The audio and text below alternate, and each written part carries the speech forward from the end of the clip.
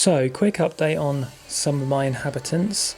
My Brachypelma hamori has decided to start climbing up the sides of the enclosure now, which is going to make feeding him a lot more fun. We've got the rock here, my Cilnia humeralis. Oh wait, no, there he is. Just a former shell of himself. Yeah, he was really green, as you can probably see from some of the pictures, which I can put up on the screen. And now he's gone, he's had a recent molt obviously. He's gone kind of a shade, orangey brown shade, now that he's matured more. The ghost mantis communal is doing well, but I have moved one of them out because, see if you can kind of see how big these ones are. See, they're still quite small. And this guy up here, it's a bit dark so you probably can't see it. This guy has grown way quicker than the others. So I moved him out because I thought he might start munching on them if he gets too big. And we don't want that. There's been a couple of casualties. I haven't seen where they've gone, which is annoying because I can't pinpoint why they died. But there is now only 5 out of 7 left. I don't know where the other 2 went. I don't think the other guy ate him because I've been keeping an eye on their abdomens and none of them seem big. My worry with it is that, because I do see the isopods walking about on the branches sometimes, so I hope they don't have a little chew on mantids when they're molting and causing them to drop. But I can't see any corpses, and yeah, so I'm not sure. We'll just have to keep an eye on it. Hopefully these guys will still thrive. I just hand feed them now just to make sure, and I'll starve the bigger guy for a bit to stop him growing so quickly. And there's Mildred, my giant Asian mantis, Hiradula membranacea.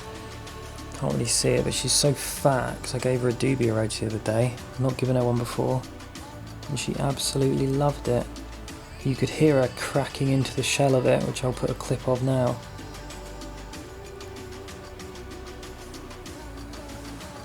My Mantis Diabolica is seemingly back to good health. Obviously we had the scare where she dropped and got a bit deformed, but she now seems to be okay. She was eating, didn't eat last feeding time, but she's definitely back to her old self, feeling very defensive whenever I go near her, so that's a good sign. Just need to get her to the next molt and hope she gets through that. It might even be her last molt, the next one, not sure. Something else that's quite funny though. So I had my Grammastola Pulkra, which I made this nice glamorous enclosure for, on the screen right now. And then look what he's decided to do to it. Just completely wrecked it. Cheeky boy. And here's some footage of him rearranging some of the items in the enclosure. I was really impressed by the power of him. For such a little chap, he's got a lot of strength in him to be tugging around all those dead plants and uprooting all my hard work. He's so pleased with himself as well. Look at him showing off. But that's cool. I don't mind that. That's alright. He's got to make it his own, hasn't he? I mean, I wouldn't hire him for any interior decorating. And he's covered up his water bowl, so he's going to be thirsty. But I'll have to get that out. I'll have to try and pluck it out. Hopefully he won't mind. I'm sure he'll just rearrange it if he does. Still no sign of Brunhilde. She's definitely burrowed herself away.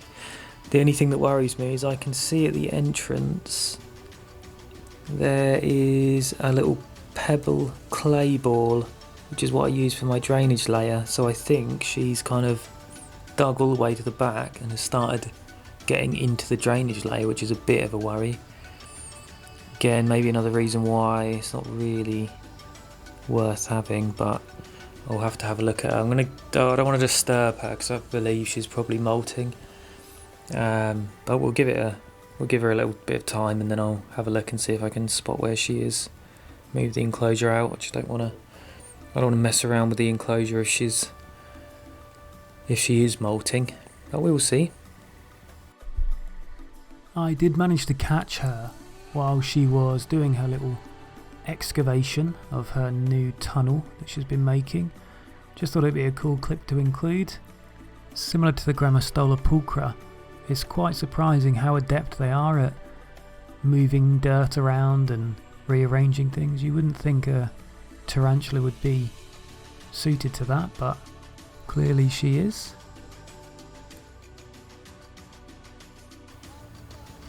Ophelius, the orchid mantis, is looking a bit dour because all of his orchids have just died.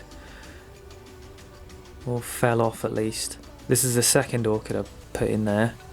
I had no luck. I think it just is lack of light in these enclosures because I don't have the lighting on all day. I don't know. I'm not the best with plants anyway.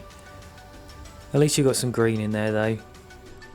So that's it, just a quick update video. If you liked what you saw, consider hitting the subscribe button.